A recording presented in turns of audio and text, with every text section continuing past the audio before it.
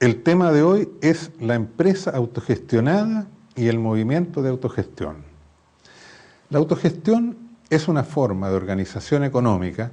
centrada en el criterio de la participación del factor trabajo en la gestión de la empresa. En otras palabras, la autogestión se caracteriza por vincular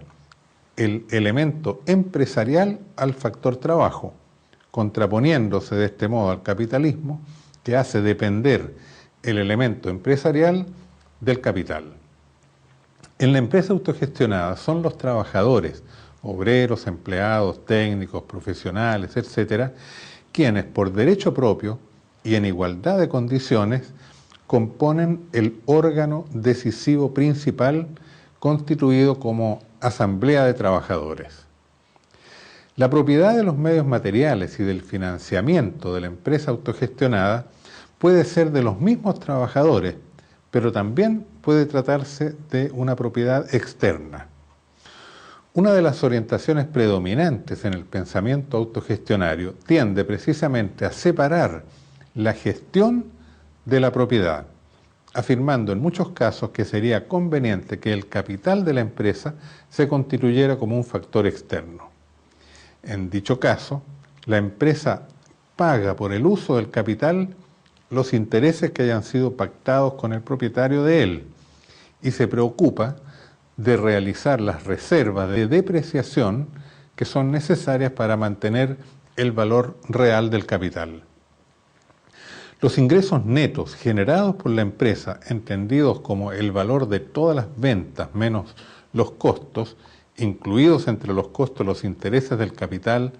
los servicios que se pagan a terceros, las reservas y el pago de los impuestos, quedan esos excedentes para los trabajadores.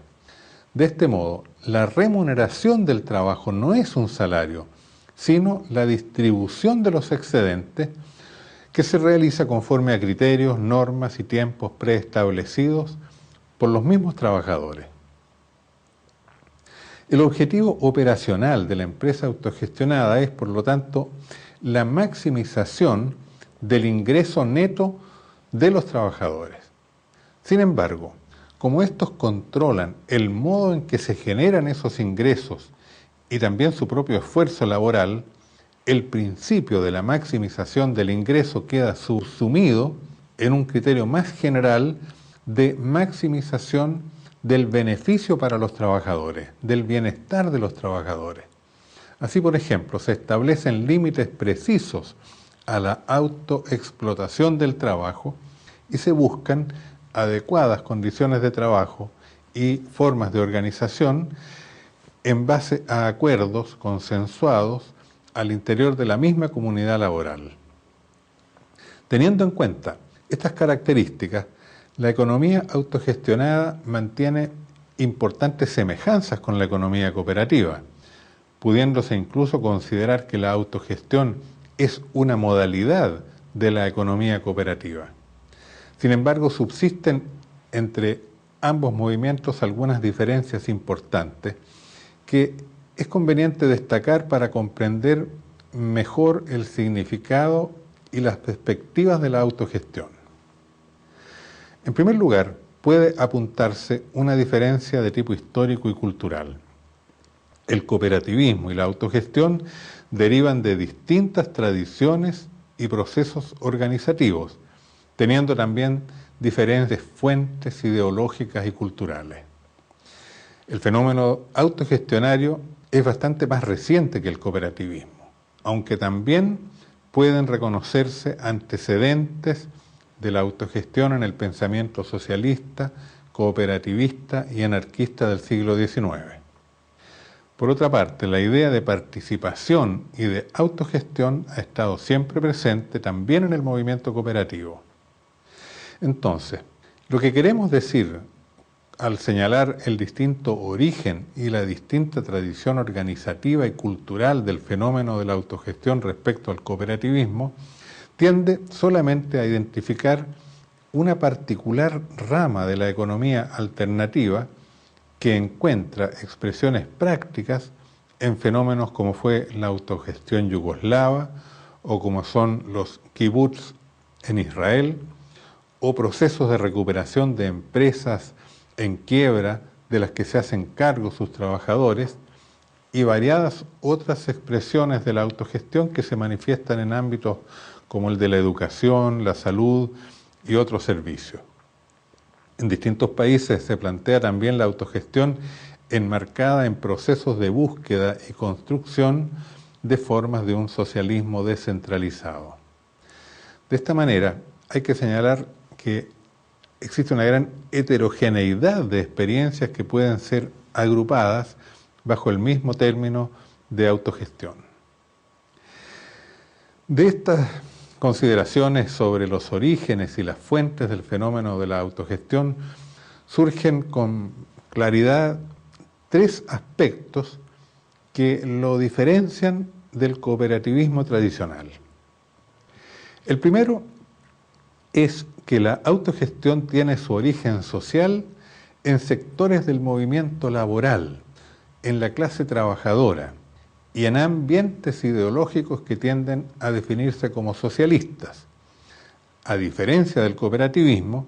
que como vimos en la clase anterior, se origina en sectores sociales desplazados por la expansión del capitalismo y no incorporados en sus estructuras productivas. Segundo, la autogestión es una forma económica que encuentra su principal desarrollo a nivel de los procesos de producción, o sea, se manifiesta en empresas de trabajo, mientras que el cooperativismo se ha desarrollado preferentemente en actividades de distribución, de comercialización y de consumo. Tercero, la autogestión implica un movimiento de crítica y diferenciación respecto de las formas económicas socialistas y estatistas centralizadas, mientras que el cooperativismo se origina y desarrolla básicamente como un movimiento crítico frente al capitalismo. Otro plano en que las empresas autogestionadas se diferencian de las cooperativas es en el de su constitución jurídica y en su modo de ser interno, con implicaciones significativas sobre las maneras en que ellas operan en el mercado. El fenómeno de la autogestión se ha desarrollado poniendo un especial énfasis en las estructuras de poder y en los sistemas y mecanismos de gestión y control de las unidades económicas. En cambio, el cooperativismo pone especial énfasis en la estructura de propiedad y en los mecanismos de distribución de los beneficios. Aunque se trata solo de un distinto énfasis y no de dos criterios netos de distinción, cabe observar que no se trata de una cuestión puramente doctrinaria o teórica. En efecto, al privilegiar la cuestión del poder y de la gestión sobre el problema de la propiedad, se han desarrollado experiencias autogestionarias en empresas que desde el punto de vista de la propiedad son, por ejemplo, estatales o bien de propiedad privada. En ambos casos, el capital de la empresa es tratado, como dije antes, como factor externo, un capital que es remunerado a precio fijo, mientras lo determinante es el hecho que el factor organizador y dirigente de la empresa es el trabajo, y es a los trabajadores a quienes corresponden las utilidades variables que resultan de la operación económica. El poner el acento en la cuestión de la dirección y control de las actividades ha permitido además que asuman la calificación de autogestionarias una gran variedad de organizaciones no específicamente económicas en las cuales las actividades colectivas son dirigidas y controladas por los mismos que las ejecutan. Se habla en este caso, por ejemplo, de escuelas autogestionadas, de grupos de teatro autogestionados o de medicina autogestionada, de tecnologías autogestionadas, etc. Ahora bien, en las empresas autogestionadas, la cuestión de las relaciones entre la gestión y la propiedad y entre el trabajo y el capital tiene implicaciones operativas que es importante dejar por lo menos mencionada. El criterio de la separación de la gestión y de la propiedad y la adopción de una estructura empresarial que considera al capital como factor externo respecto del cual los trabajadores tienen derecho de uso, pero no de propiedad, ha sido teorizado como un modo de superar algunas ineficiencias que serían propias de las cooperativas tradicionales, en las cuales la propiedad de la empresa es de los mismos cooperantes o del colectivo de socios de la cooperativa. En este sentido, el teórico yugoslavo Jaroslav Vanek ha postulado que el financiamiento interno y la formación de un capital propio, sea que esté constituido por cuotas de ahorros de los propios socios o por la retención y reinversión de los excedentes que no se distribuyen, en las cooperativas implica una serie de tendencias negativas, tales como la subinversión, la creación de obstáculos a la incorporación de nuevos trabajadores, la remuneración insuficiente y la no devolución del capital aportado por los socios, etc. En su opinión, estos problemas quedan superados con el criterio autogestionario de considerar el capital como externo y de no considerar los excedentes como beneficios de la empresa, sino solo de sus trabajadores que se los han de repartir integralmente. Ahora, si bien es efectivo que con la adopción del criterio del financiamiento externo y de la propiedad de terceros pueden ser superadas algunas de estas tendencias reductivas que son propias del cooperativismo, cabe advertir también que el sistema de propiedad externa del capital tiene también sus propias consecuencias, sus propias ineficiencias, que es importante también reconocer. Por ejemplo, cuando el capital de la empresa no ha sido formado con el ahorro de los mismos socios o con el resultado de su propio trabajo, sino con aportes externos, es probable que no exista de parte de los trabajadores un esfuerzo de capitalización y acumulación. Como consecuencia de ello, probablemente se asignará y utilizará este recurso, el capital, en forma ineficiente, tendiéndose, por ejemplo, a adoptar tecnologías intensivas en capital que permitan incrementar la producción y los ingresos por trabajador. Existirá también una tendencia a consumir el capital asignado, no habiendo mayores incentivos para mantener el valor de los activos, puesto que estos son externos. Para hacer frente a estos problemas,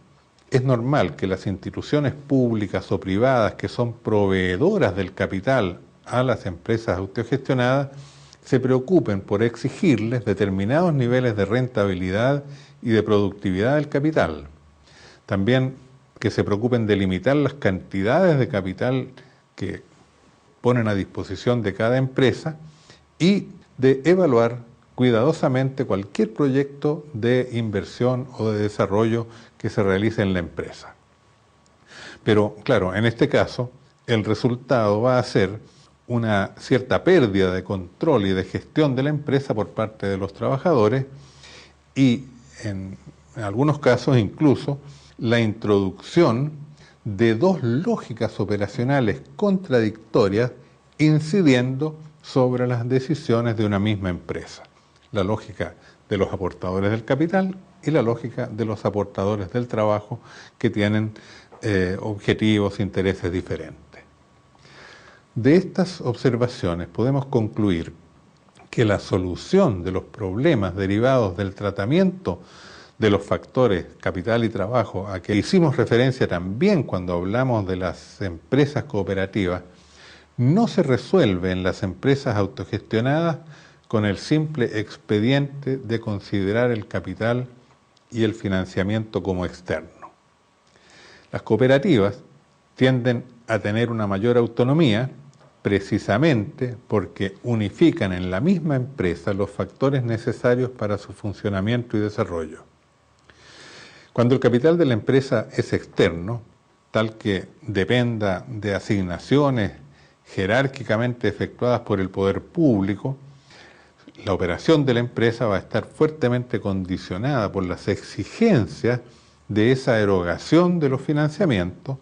y la empresa deberá corresponder a esos aportes con elevados flujos de impuestos, por ejemplo, o de pagos establecidos hacia el Estado. Cuando el capital externo tiene un origen privado en aportes de personas que no son parte de la empresa, pero que esperan una retribución, una recompensa por el aporte que hacen, y por lo tanto son inversiones financieras, la empresa estará obligada a generar suficientes excedentes monetarios para pagar, lo que implica que inevitablemente su operación va a realizarse de manera muy marcada por la competencia en el marco del mercado de los intercambios. O sea, los espacios para las relaciones de comensalidad y de cooperación que las empresas cooperativas buscan mantener y ensanchar tenderán en las empresas autogestionadas a reducirse. Por todo esto es que a partir de un examen cuidadoso de los modelos de las cooperativas de trabajo tradicionales y de estas nuevas empresas autogestionadas y de sus respectivos problemas operacionales e ineficiencias que se generan en su interior, hemos desarrollado y propuesto un modelo teórico nuevo de empresas de trabajadores, cooperativa y autogestionaria a la vez, capaz de operar eficiente y coherentemente en una economía de mercado. En la formulación de este modelo, que aquí solamente podremos exponer de manera muy resumida, en términos generales, y sin entrar mayormente en las razones que lo justifican ni en el análisis de sus modos de operación económica, nos hemos atenido a tres criterios principales que es conveniente explicitar desde el principio. Primero, que se trata de una empresa en que el único factor que se constituye como categoría organizadora sea el trabajo, el cual opera racionalmente en función de la valoración máxima de sí mismo, o sea, del propio factor trabajo,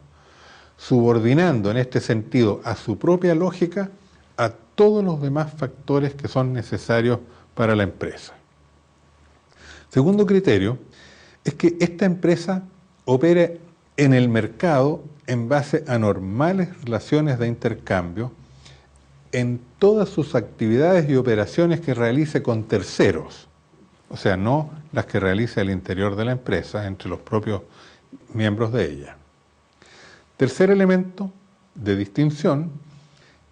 es que en su interior, o sea, en las actividades relativas a la gestión interna, a la organización del trabajo y a la distribución de las utilidades en la empresa, se establezcan relaciones de cooperación, de manera que se busque una correspondencia directa entre lo que cada integrante o socio aporta a la empresa colectiva y los derechos que cada uno de ellos tiene sobre la empresa y sobre los resultados de la empresa. A partir de estos tres criterios o principios generales, se deriva un tipo particular de empresa de trabajadores que tiene algunas características estructurales básicas que definen su modo de organización y de operación. Estas características son las siguientes. 1. El objetivo operacional de esta empresa de trabajadores es obtener utilidades como empresa. Esto significa que se busca maximizar la diferencia entre los ingresos que obtiene de terceros por la venta de los productos y servicios y los costos que paga por los factores, los insumos y los servicios que compra o contrata externamente. Ahora bien, como el factor organizador, el factor empresarial de esta empresa es el trabajo, las utilidades de la empresa se constituyen todas ellas como ganancias del trabajo. El objetivo económico general de las empresas de trabajadores, que sirve de criterio para la adopción de decisiones, será por tanto la valorización máxima del trabajo y no la valorización del capital como ocurre en la empresa capitalista. De esta manera se le reconoce beneficios o ganancias a la unidad económica como tal, y no solo a sus socios integrantes, como ocurre en algunos tipos de cooperativas. O sea, la empresa obtiene utilidades o ganancias.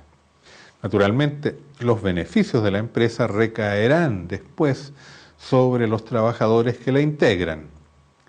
Pero en este sentido hay una diferencia respecto de las cooperativas y empresas tradicionales que consideran la unidad económica solo como una unidad gestora de economías individuales y a los socios individuales como los únicos titulares directos e inmediatos de los beneficios. La diferencia está en que se reconoce en este modelo de empresa que estoy proponiendo como sujeto, se reconoce como sujeto a la empresa, al colectivo de los trabajadores, que en cuanto tal puede destinar las utilidades o una parte de ellas no solo a su distribución entre los socios, sino también a otros usos, tales como pueden ser inversiones o la realización de otro tipo de actividades de beneficio común. Segundo, con respecto a la situación en que se encuentra el capital y al tratamiento que recibe, la empresa de trabajadores debe ser reconocida como una forma especial de empresa particular o privada, constituida por socios cooperantes que combinan su propia fuerza de trabajo con medios de producción que poseen ellos mismos asociativamente, controlando las condiciones técnicas de producción y compartiendo también ellos mismos el poder de la gestión económica. En esta empresa, desde el momento que el factor trabajo se ha constituido como categoría organizadora, el capital propio de la empresa debe ser considerado como una inversión de trabajo. Los medios de producción son, en esta empresa, trabajo acumulado, en cuanto son un resultado o un producto del trabajo efectuado en la empresa. En concreto, esto significa que el capital de la empresa de trabajadores está constituido por tres componentes: lo que los socios ponen en común al iniciar las actividades en la forma de cuotas y aportes de dinero;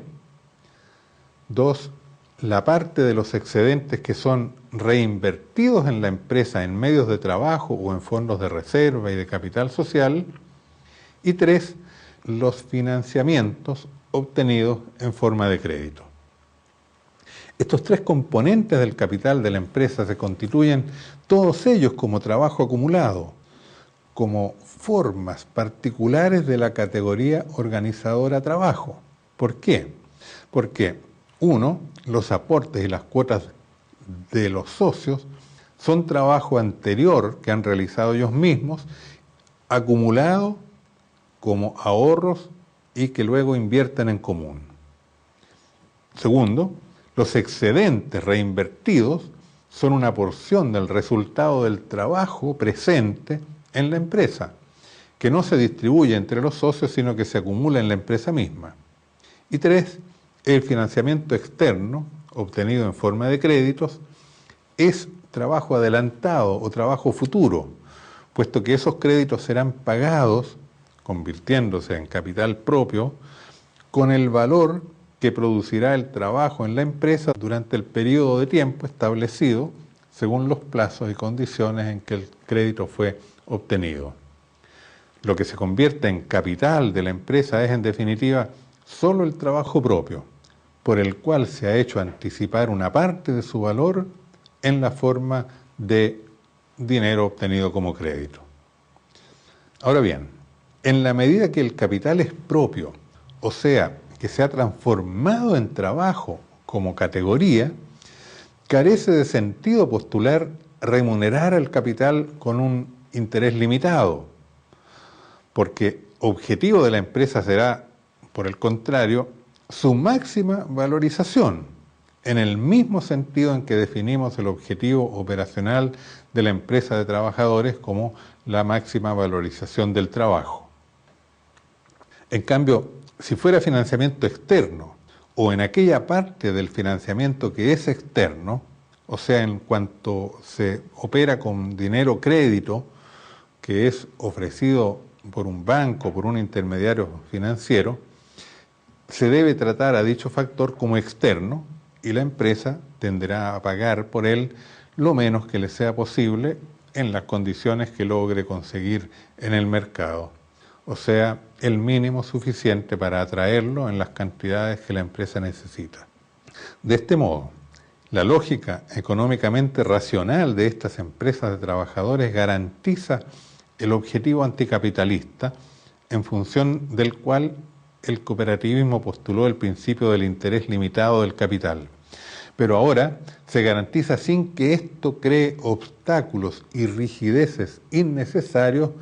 para la captación de los financiamientos. Igualmente, será injustificado temer que los que aportan el financiamiento externo lleguen a tener algún control de la gestión empresarial, puesto que el financiamiento externo será contratado a precio fijo en el mercado como crédito y se irá constituyendo como capital propio en la medida que esos créditos son amortizados y transformados en valor trabajo interno de la empresa. 3. El modo en que se define el objetivo de la empresa y la forma en que se entiende y se trata al capital tiene repercusiones importantes sobre la cuestión de la propiedad en este tipo de empresa. Si la empresa como tal tiene utilidades y si el capital es propio y resultado de un proceso de acumulación interna de trabajo, la cuestión de la propiedad de ese capital y de la empresa como tal resulta decisiva. La forma de propiedad en este tipo de empresas deberá ser coherente con aquellas características de las utilidades y del capital, y derivará también racionalmente del hecho fundamental de que en estas empresas es el trabajo en la categoría organizadora que le da su propia forma a todos los demás factores y a la empresa en su conjunto. El fenómeno de la autogestión se ha desarrollado en base a un particular énfasis puesto en las estructuras de poder y en los sistemas y mecanismos de gestión y de control de las unidades económicas, distinguiéndose, como decíamos, del fenómeno cooperativo, que pone especialmente el acento en la estructura de propiedad y en los mecanismos de distribución de los beneficios. Pero si a los trabajadores no se les reconociera su derecho de propiedad personal sobre el capital trabajo con el que han contribuido, y si estos aportes se disolvieran en una propiedad común, que al retirarse el trabajador de la empresa, él en cuanto socio tendría que dejar, o sea, perdería, se estaría verificando una verdadera expropiación del trabajador por parte de la empresa.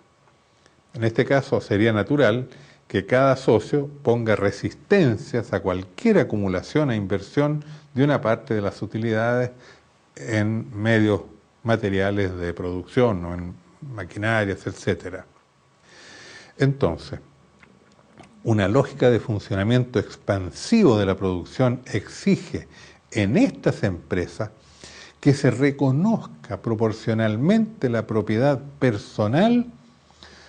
de cada socio de lo que ha aportado, sea en cuotas o en trabajo. Propiedad personal, pero que no es propiedad de tipo capitalista, porque no se ha constituido por acumulación de plusvalía generada por trabajo ajeno, y porque no se concentra la propiedad producida de este modo en pocas manos, sino que se encuentra repartida entre todas las personas que participaron en la generación de la empresa o en su desarrollo en proporción a lo que ellos han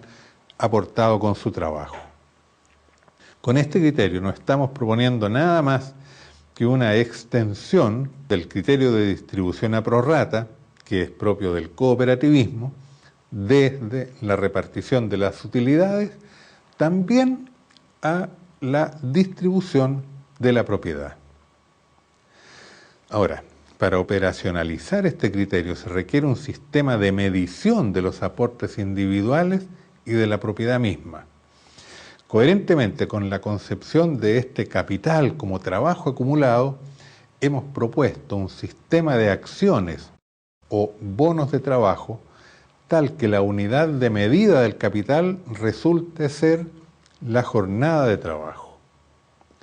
Sobre el modo práctico de implementación de este sistema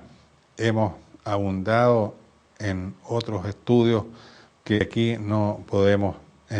detallar. En cuanto a la distribución de las utilidades, que sería el cuarto criterio, hay que distinguir dos cuestiones diferentes. Una se refiere al destino que se le da al monto global de los excedentes. En este sentido, una parte de esos excedentes será repartida entre los socios trabajadores como remuneración directa de su trabajo, y otra parte será normalmente capitalizada y reinvertida en la empresa, dando lugar a la correspondiente emisión de acciones o bonos de trabajo, que son el mecanismo a través del cual se remunera el trabajo en forma indirecta. Entonces serán los mismos socios trabajadores los que, reunidos en asamblea de trabajadores o a través de organismos representativos, si se quiere, decidirán qué proporción de las utilidades destinadas a ambos fines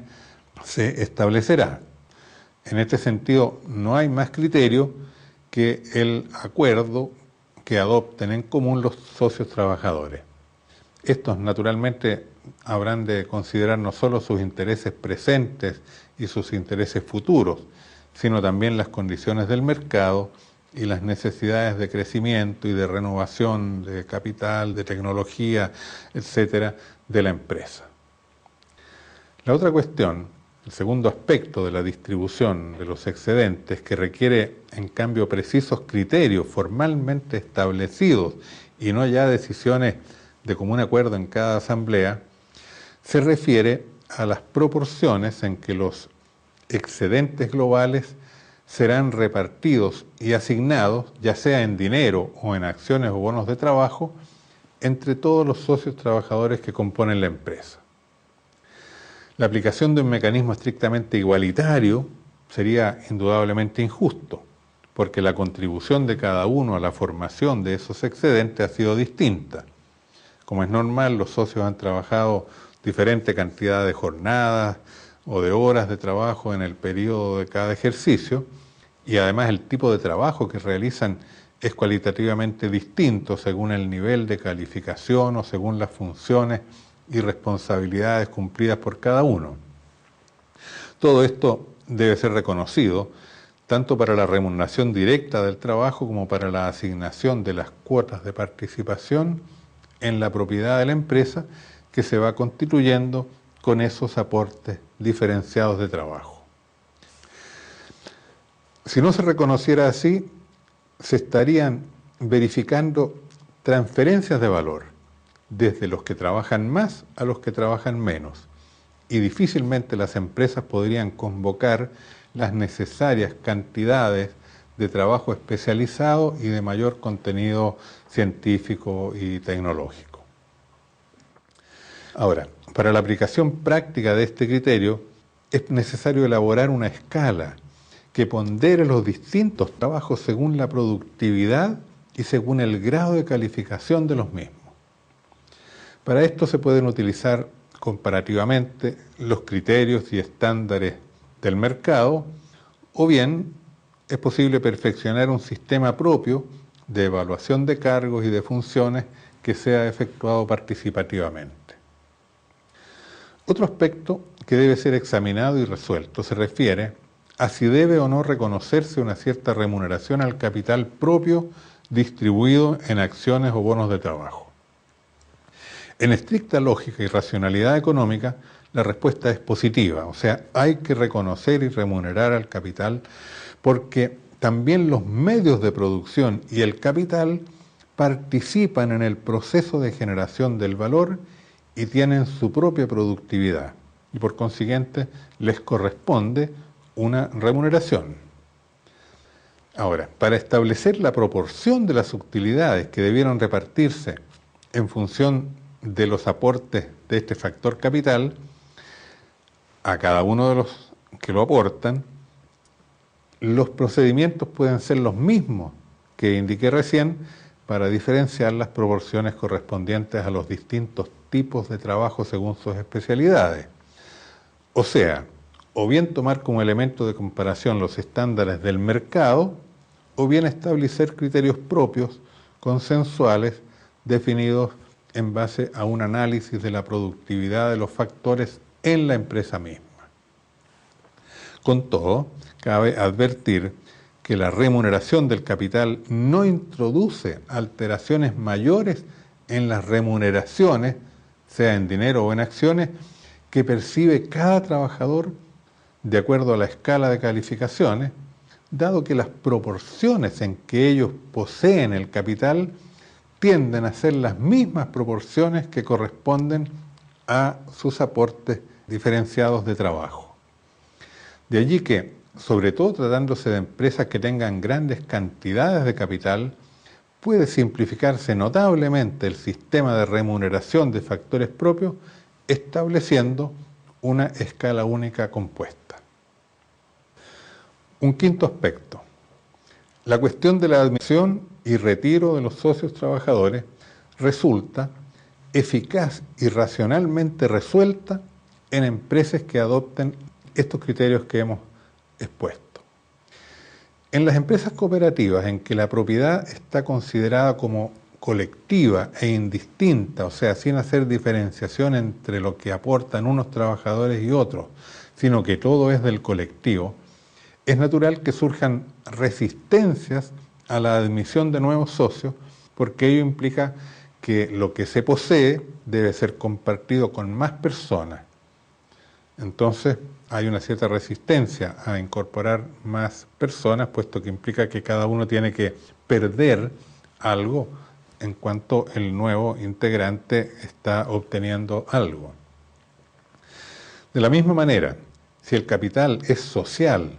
y no puede ser rescatado o retirado por cada socio en el momento en que se retire de la empresa, también va a ser natural que los socios traten de reducir al mínimo la acumulación de capital porque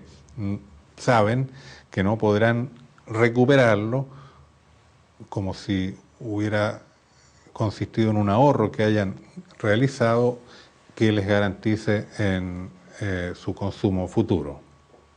Estos problemas son los que pueden ser solucionados fácilmente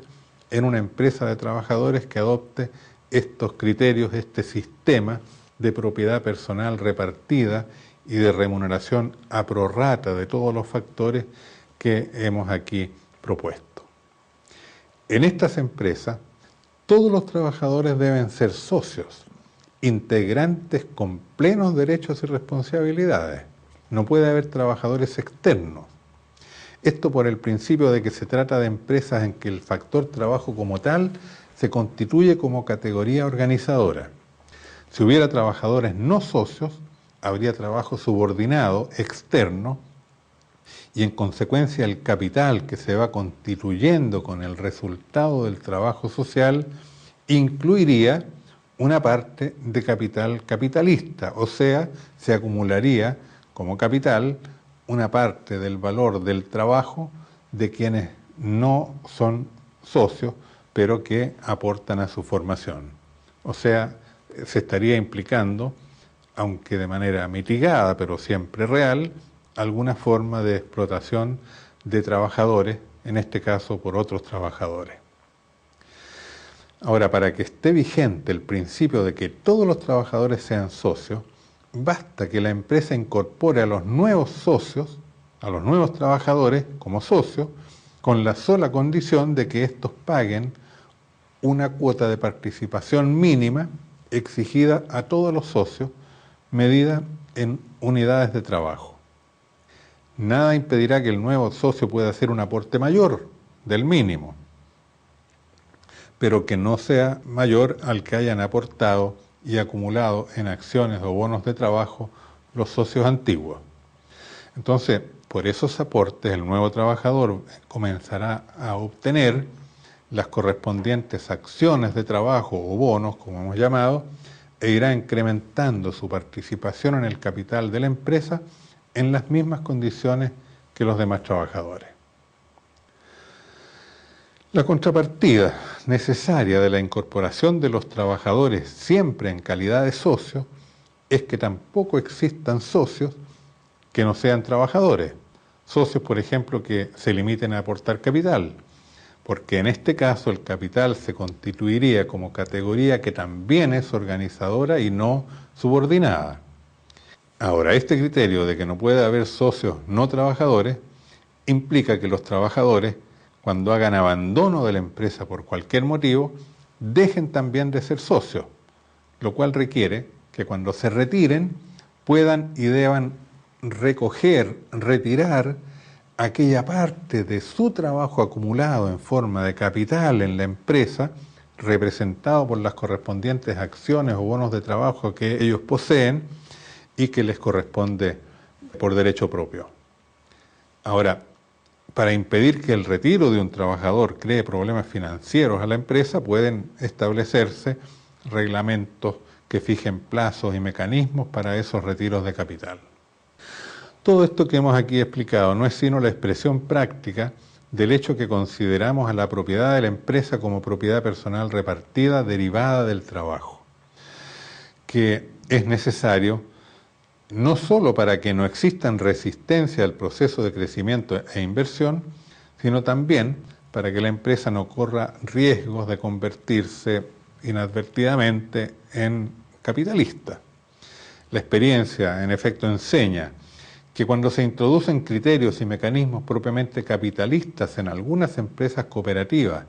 aunque sea en aspectos parciales, ello es el resultado de un tratamiento inadecuado del capital y de la propiedad, que obliga después a efectuar capitalizaciones recurriendo a mecanismos un poco arbitrarios,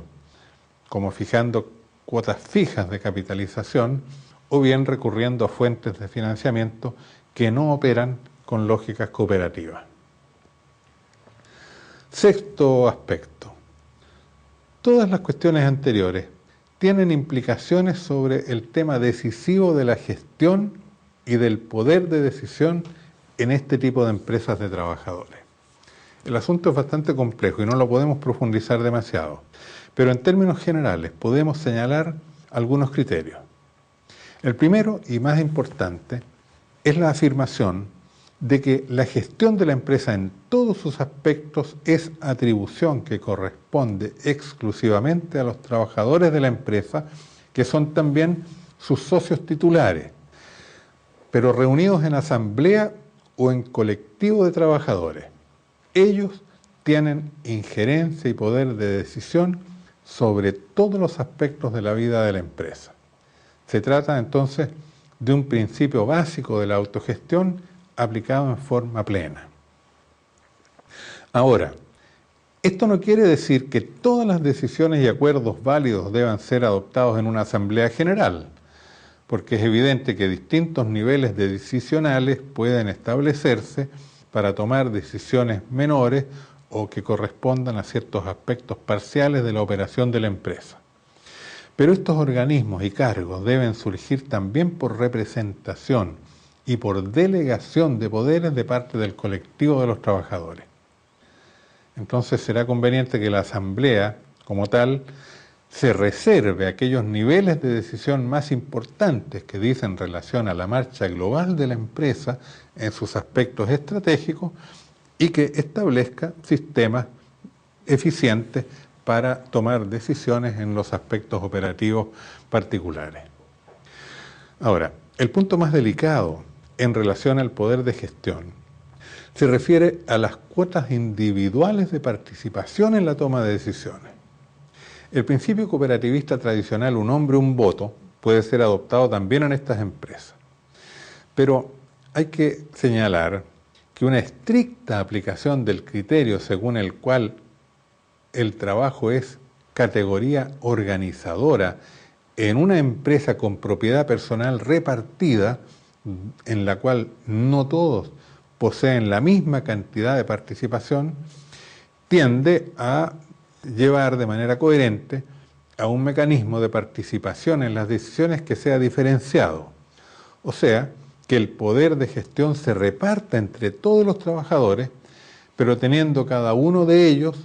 una cuota de poder que sea proporcional a su contribución a la empresa, tanto en trabajo directo como en trabajo acumulado. Por ejemplo, de esta manera, un trabajador antiguo tendrá probablemente un mayor porcentaje de participación que un trabajador recién incorporado, y un trabajador de mayor productividad tendrá más participación que uno de menor productividad. En síntesis, el que aporte más y por tanto arriesga más, tiene mayores responsabilidades y derechos en la gestión. Pero hay una diferencia de este mecanismo con respecto a las empresas capitalistas y a las sociedades anónimas, porque aquí todos los aportes son aportes de trabajo, directo y acumulado, y no de aportes puramente financieros como ocurre en las empresas de capital. Y además, todos los trabajadores participan en las decisiones, aunque sea en proporciones distintas. Vamos a terminar ahora con una reflexión sobre la eficiencia económica y los valores solidarios. El modelo de empresa de trabajadores que hemos propuesto deriva de la aplicación estricta de los 3 principios generales que indicamos al comienzo, o sea, que el trabajo se constituye como categoría organizadora, que la empresa opera en el mercado en base a relaciones de intercambio y que en su interior está vigente el criterio cooperativo de distribución a prorrata. Este modelo,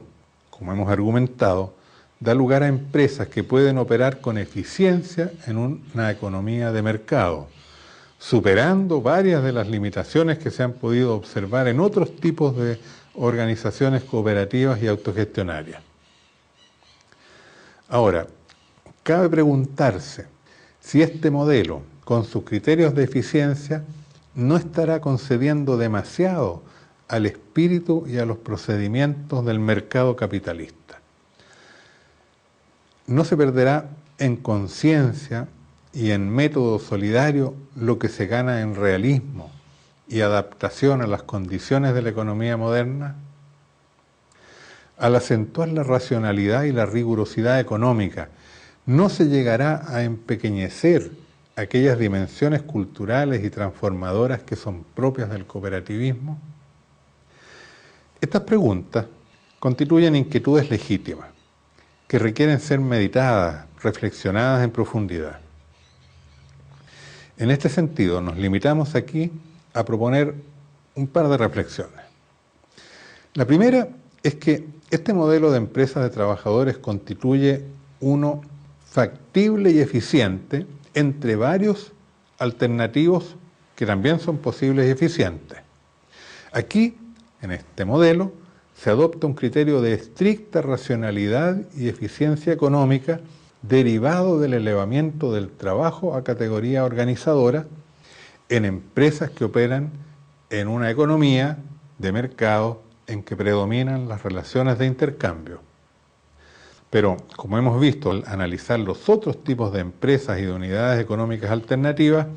no existe una sola racionalidad económica ni hay un solo criterio de eficiencia. Lo que estamos proponiendo, por lo tanto, es una opción entre muchas que tiene a su favor solamente su mayor o mejor adaptación a las condiciones económicas generales y por tanto una mayor viabilidad. Los proyectos y los modelos organizativos son válidos cuando son realizables y son realizables cuando parten considerando a las personas, a los seres humanos, como son realmente. En este sentido, una empresa que opera con propiedad personal repartida, remuneración adecuada del capital aportado por cada socio trabajador, distribución de las utilidades diferenciada en proporción a la cantidad y a la calidad del trabajo, gestión participativa con poder decisional que es proporcional al aporte y al riesgo de cada uno,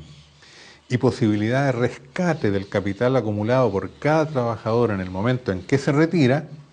es un tipo de empresa que no exige de sus miembros ni los obliga a comportarse y a decidir con criterios particularmente altruistas, desinteresados y generosos. Les exige solamente la aplicación de estrictos criterios de justicia. En este modelo de empresa y en este modo de operación hay un nivel de exigencia que el hombre y la mujer corrientes o el trabajador común de nuestras sociedades puede satisfacer con facilidad. Por cierto, la experiencia que tengan al interior de estas empresas podrá significar para ellos el desarrollo de nuevos valores humanos y cooperativos y llegar a ser más solidarios que al comienzo. La experiencia tradicional del cooperativismo y de la economía de comunidades indica que los resultados exitosos notables que se obtienen en algunos lugares ocurren donde el grupo humano está formado por personas particularmente generosas, que han sido educadas en una ética personal y social superior, y que en cambio muchas experiencias cooperativas tradicionales y de comunidades muy integradas y muy solidarias fracasan precisamente por deficiencias humanas de sus integrantes. Entonces el modelo de empresas de trabajadores que aquí proponemos no plantea tantas exigencias éticas como condición de una eficiencia económica. El resultado humano y social probablemente será menos perfeccionado que en unidades y grupos más solidarios e integrados, pero podrá haber una mayor cantidad, una mayor extensión de empresas cooperativas de este tipo, fundadas en las capacidades y en los valores de los trabajadores. Este modelo que proponemos, en efecto, no solo es realizable por grupos que se organizan ex profeso con este objetivo,